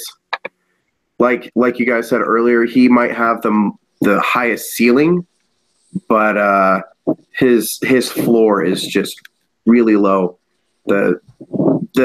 Obviously the rim protection, but then like you've just always heard this issue of like his work, maybe not work ethic, maybe that's not the motor. There you go, that's the word I was looking for. I've always heard like motor issues, and maybe I wasn't watching AAU ball, so maybe I could be wrong on that, but that's something that's always a concern, especially with a guy that is so gifted. He's just, he's skilled. He's got the physical presence. It's just if he can defend in the post and obviously whatnot. But I don't know. You and Sam had the perfect spot for Ayton, I thought, in that podcast. I think it was Boston. So like, do you want to talk about that a little bit? Because I want to know exactly why you think that's the best spot for him. I mean, I agree, but yeah, I mean, my new draft philosophy is that whoever goes to the Celtics, like if I have questions about somebody, I want them to go to Boston because it'll get worked out. Yeah, like Jaylen Brown, I wasn't a huge Jaylen Brown guy. Yeah, you and me talked about him. Yeah. I think that Ayton, I mean, I don't see the motor issues. I think that was a narrative definitely coming into the year. I don't think he's displayed those on the court. Maybe he doesn't hustle back on defense a couple times, but that's most bigs, honestly. Yeah. So it's more just about like IQ. He just doesn't have a lot of experience protecting the rim. He's never been asked to do it. He might think of himself as a 4, and he's said that before. So like he says some really bizarre shit, dude. Like he'll come out of left field with something. You're like, what? So I think he has interviews. I know like Jonathan Sharks has met him a couple times. We've talked about this, and he's like, yeah, he's a weird cat. So I think that is the issue with him, is he's not like, he's pretty smart. Like him and Bamba are pretty smart guys off the court. Yeah, I was gonna bring Bamba up, or not Bamba. I heard Bamba, and I immediately went to Bam Adebayo last year. How Bam thought he could play the 3, when I think he's strictly a 5. But when I think it was Schmitz on another podcast said that he thinks of himself as a 3 in times, I was like, what? You're serious? A 3? All right. Oh yeah, sorry. Keep going. My bad. You there, Cole? Oh yeah, Aiden. Sorry, Cole. yeah. Sorry. You leave? No, sorry. I kind of glitched out for a second. My bad. You guys there? Yeah, we're here. So just really quickly on Ayton, just again, you guys talked about the ceiling outcome. Nobody runs like this. That's that big. Like you start there. The mobility, the movement skills are just ridiculous. The skill level, I think he can do everything. Yeah. All the floor a ton, but if you watch the UNLV game, he did that against Brandon McCoy a little bit. If you project that into NBA space, I think he can attack a closeout, which is freaking terrifying. Just hope that you can teach him enough as an interior defensive player to make a rotation. Like, he'll block shots and he'll challenge shots if he's in the area. He will not rotate over and challenge if he's not in the area for the most part. And I think that's more just an intelligence thing. So I just think that you rarely see guys with this kind of physical talent that can move like that have all the physical dimensions. It's just, I just can't bring myself to bump another big over him, even if they project as like a better rim protector, because you just don't get this package very often. Yeah, I understand that. He's your highest big, right, Cole? Aiden's your highest guy you have for center spot? Yeah, I have him 3. I kind of have them all in the same tier. Jaren Jackson, I'm a little higher on than consensus, I think. Yeah, I also want to ask about Jaren Jackson, because I'm also really high on him. And after seeing the video he did on his perimeter defense, or just his defense overall, I think he kind of reminds me of like Cat sort of on offense. But I mean, if the defense is there, then he can be really, really good in the NBA. So what are your feelings on Jackson? Jackson is insanely good defensively, really advanced instincts for his age. He's actually the best defensive player of all the bigs right now. Like, he's even better than Bamba. He's got better instincts. He's got that reactionary athleticism that you look for protecting the rim. Does a bunch of advanced stuff fundamentally on the perimeter that you just don't see a lot of guys do, closing out under control. Have a lot of issues with him. He doesn't have great bounce, but he just has that length where he can just erase everything. He's maybe a little bit underweight. He doesn't have like Ayton's frame. He's still 240, and I think he can add considerable strength still, but he's probably not like a dynamic. He's not going to like guard Embiid, but nobody's going to guard Embiid, right? Right. So I have some issues there. I mean, I don't know. His shot goes in. It doesn't look great, but it definitely goes in. So, yeah, I mean, if he can space the floor, he's got a high free throw percentage mark. He's been out of control on dribble drives. Like, he'll try to take it in. He'll get offensive fouls. A quick processor like a Wendell Carter is, but there's just a lot of work with there. Remember, he's really, really young, and he's a late bloomer. He's the kind of guy I look for who's developed a ton over the last like year. Like, he's not the same. Like, I watched him in high school. I was not impressed. Like, he just wasn't as mobile. He's added considerable strength and athleticism. So he's kind of the late bloomer type that I think you'll see. The only guy I could really see infiltrating the top 5 based on just pure talent. I think Sexton might, just because of positional value and like the rarity of the lead guard class, you know what I mean? But Jackson has that kind of talent. Yeah, I think that age is just staring right in the face, just because, you know, it's just that this class is pretty old, as have been most of the other classes, and his age is, and his upside and what he's shown already is just there. And I think that, you know, if there's going to be a guy, in my opinion, that's going to overtake Ayton, it'll probably be Jackson, just because I think Bamba's a bit far away, and I don't think that he'll ever reach that. But I think Jaren Jackson has a pretty good shot if he develops, and if he continues to develop the way that he has. Clayton, you have anything you want to say on Jackson? No, I haven't gotten to watch a ton of Michigan State, so I can't really provide anything. Got you. Nelson, did you have any other player you want to talk about?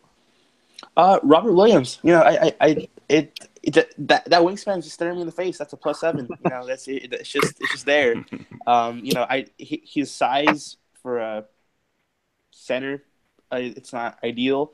But Cole, how do you think that that his skill set will translate to the NBA? Like him, I'm a little bit more reserved because he doesn't. I mean, I know he protects the rim and he rebounds at a high rate, but when you actually watch his tape, like, he's not that advanced defensively. He's not Jaren Jackson as far as IQ. He's not that physical. I think that someone like with his kind of archetype, I would hope that he would be more physical. Like, he sucks at setting screens, for example. Like, he just will not make contact on them. He just wants to dive quickly to the rim. Yeah. Passer this year, I think maybe he's the same level of passer. He's still pretty good for a big. He's just been more willing. I just don't know. Like, he's definitely a good leaper, right? So you want him as a pick and roll kind of dive guy. That's where his value is. I don't know about his shooting because he just doesn't shoot anymore. For the most part, like, he rarely shoots threes. He'll pass up shots. I just don't see enough technique-wise and advanced defensive instincts to really get super high on him, like top 7, top 8 high. Like, I know the Draft Express guys came into the year that thought he could potentially go number 1. I've never seen that. That was way funny. Valuable player. I think he can be like a super version of Jordan Bell, maybe, just because he has better measurements and he has. I don't think he's quite as good of a passer, but just kind of that kind of player that can be valuable on a good team. But I do think the numbers are probably a little bit better than what I see on tape. Yeah, a better Jordan Bell, man. That's high praise coming from Cole.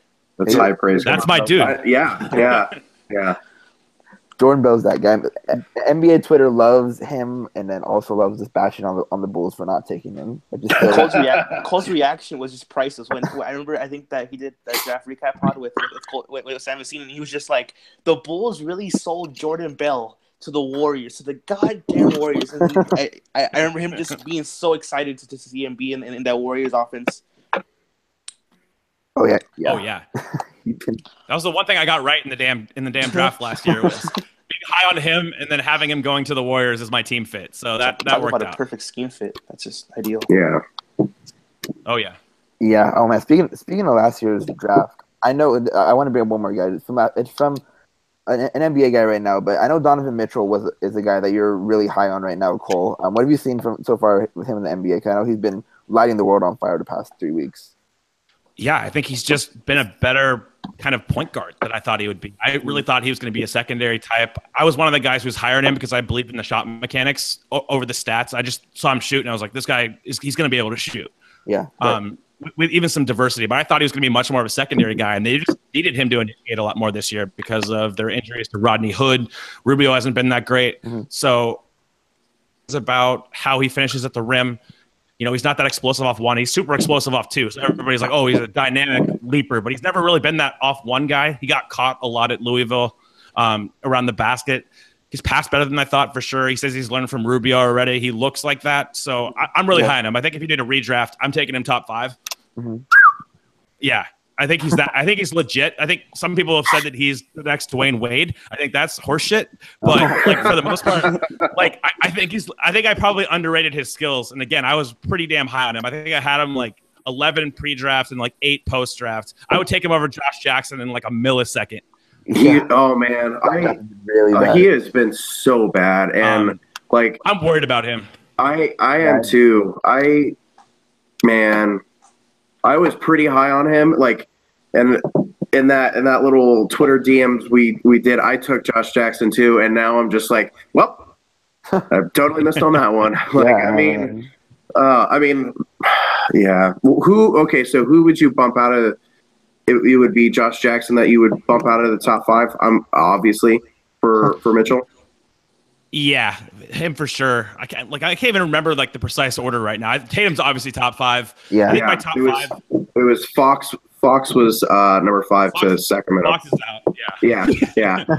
You and me went on rants on the last one talking about Fox. So yeah. So I think if I did a redraft, the top 5, it's so hard to do this without knowing Markel's situation, right? Because I think he's still the top prospect if we see you dub Markel, but if we see, Markel that can't shoot, he's obviously not a starting caliber player. So 6 or 7 guys that can be considered top 5. I don't think anything's like clearly delineated. I just think that the one clear thing for me was I moved Josh down to 6 pre-draft, going back over his tape. I was like, he's kind of like not the same guy that he's made out to be. It was kind of a fabrication. Like he's all these elite defense. It wasn't elite defense. Elite playmaking. It wasn't elite playmaking. Like he's kind of a jack of all trades, jack of some trades because he can't shoot. Yeah. Master of none. So that was kind of my takeaway. I regret not moving him down a little bit more. Like putting Mitchell, who I had 8 post draft, over him. I think that was a mistake. But yeah, I mean he's the one guy that I'm concerned about because I was already concerned about Fox.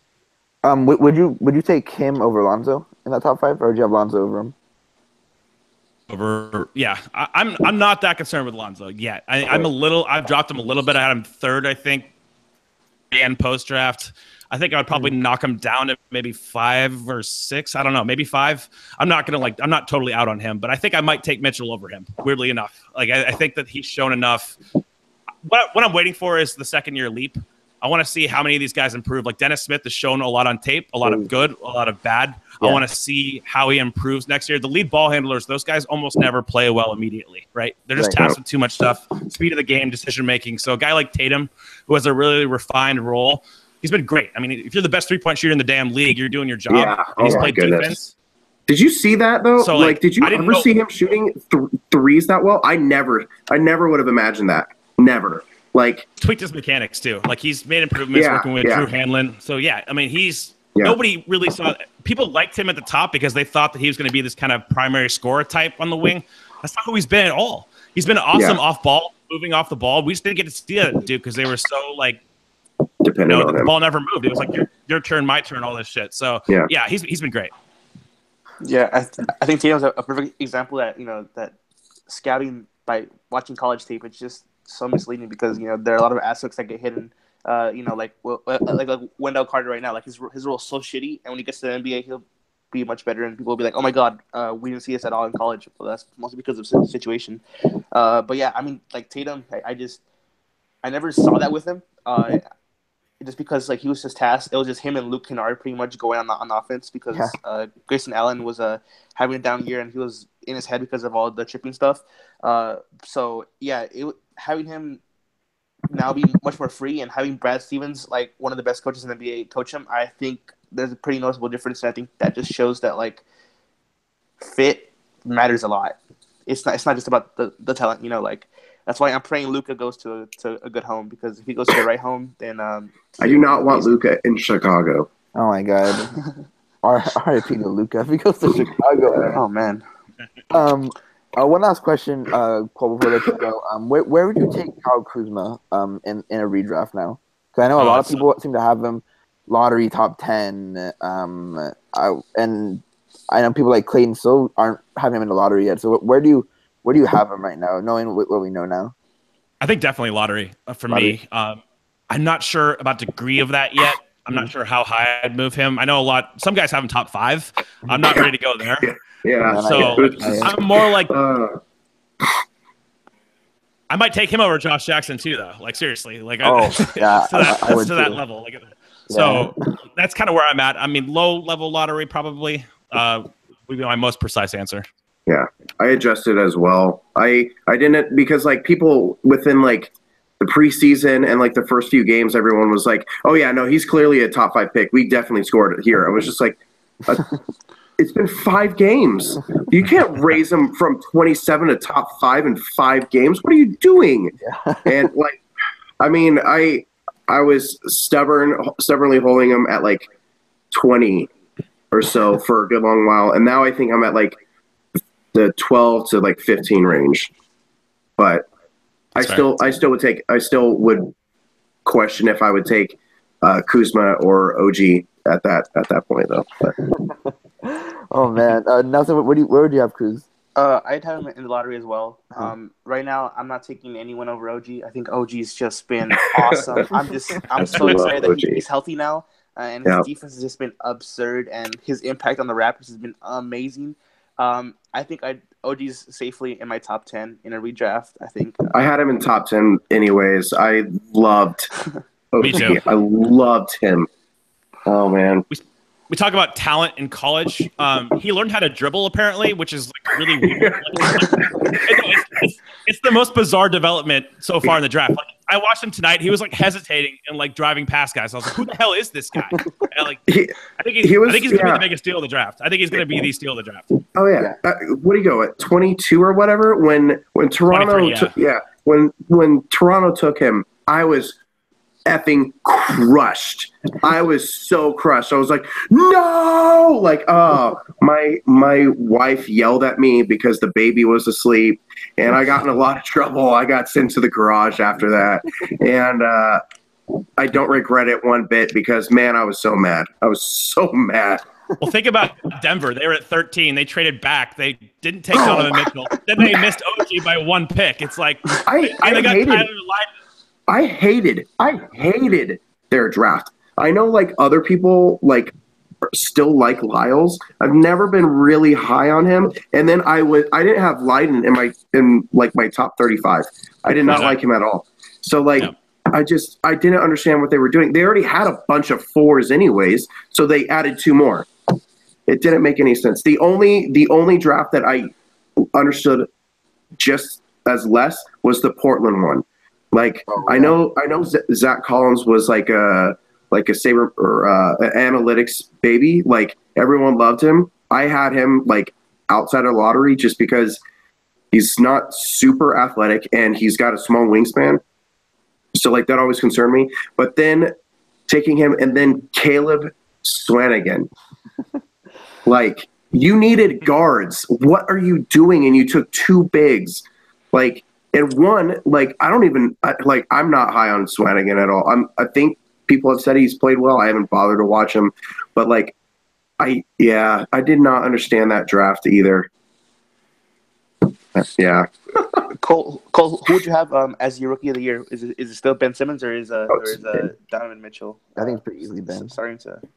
Yeah, there's no comparison for me. It's definitely Ben. I mean, what he's tasked with doing and how generational he's been from the off is like initiating their offense. He's been great defensively. Well, maybe not great, but good defensively. But, yeah. I think what he does is just harder than Tatum, and Mitchell hasn't only started being good like a month ago.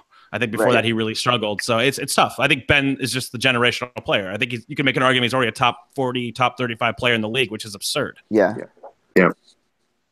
I would go so far as to put him in the top 20, but I think that's just me being a Ben Simmons fest. I've seen people have him top 30, so yeah. Okay, I think we're gonna end it there. I want to thank Cole for coming on. It was really fun to have you on again. You can go ahead and plug anything you have coming up right now if you want. Sure.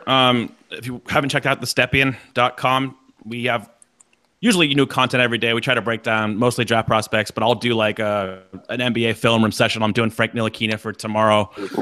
So I do a podcast, the Game Theory podcast, once a week with Sam Vecini. And I also am a co-host on an Ode to Odin with Sean Darenthal. We will have a podcast up probably on Friday. We're going to talk about Mikal Bridges, of course. Great. Nelson, do you have anything you want to say? I just want to say that that I was right about Ben Simmons, and I will continue to hammer this down because I still love Brandon Ingram. I don't care what anyone says, but Ben has been otherworldly. I cannot deny it. I can't deny it. He's been freaking amazing. Yeah, I mean, as like the biggest Ben Simmons fan of all time, I couldn't have even predicted that he'd be this good on defense and be so absurdly amazing on offense without shooting a jump shot. It's been insane. But yeah, I'm hoping to get back to writing articles soon. You know, I want to get back and become a draft nerd again. I've taken a step back this year, but hopefully I'll get there again. Nelson back soon. Clayton, you have anything you want to add? Not at the moment. Just thanks to Cole for coming on. Everyone can follow him at Cole's Wicker on Twitter. He's just one of my favorite follows. It sounds like I'm kissing butt, whatever. But yeah, he's a great follow. I love him. He's awesome. Appreciate it. You're not going to hug me now, are you? Or there you go. Something's about to. Thanks for having me, guys. No problem, man. You can follow us at Underbus Pod. You can follow me at Merge Christian. You can follow Clayton at Lakers1949 and Nelson. I don't remember yours. What is your Twitter? It's probably _Nelson. Probably _Nelson. All right. And thanks for watching, and see you guys later. Peace.